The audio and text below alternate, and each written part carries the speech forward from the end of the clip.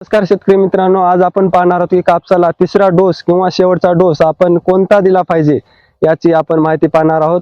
तर आपण या चॅनलवर जर नवीन असाल तर चॅनलला फॉलो करा आणि व्हिडिओ जर आवडला तर एक लाईक करा। तर चला मित्रांनो, आपण पाहूया की की आपण तिसरा डोस किंवा शेवटचा डोस आपण कापसाला कोणता दिला पाहिजे की जेणेकरून आपल्या झाडाची जे फळांची संख्या आहे, फांद्यांची संख्या जी जास्त प्रमाणात दिसतील आपल्याला।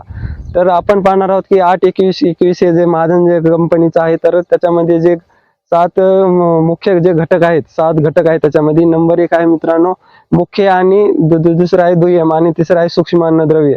त्याच्यामध्ये तिन्ही जे घटक आहेत याची आपण माहिती पाहणार आहोत। त्याच्यामध्ये नंबर 1 आहे मित्रांनो मुख्य अन्नद्रव्य जे आहे, त्याच्यामध्ये जर मुख्य अन्नद्रव्य बघितले तर 8-21-21 मध्ये तर नंबर 1 आहे मित्रांनो नायट्रोजन, फॉस्फरस आणि पोटॅश। हे नायट्रोजन 8%, फॉस्फरस 21% आणि पोटॅश 21%।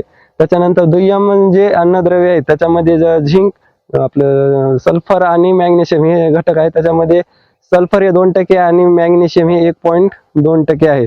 आणि सूक्ष्म जे अन्नद्रव्य आहे त्याच्यामध्ये झिंक आहे 1% आणि बोरॉन आहे 0.2 ते 0.3%।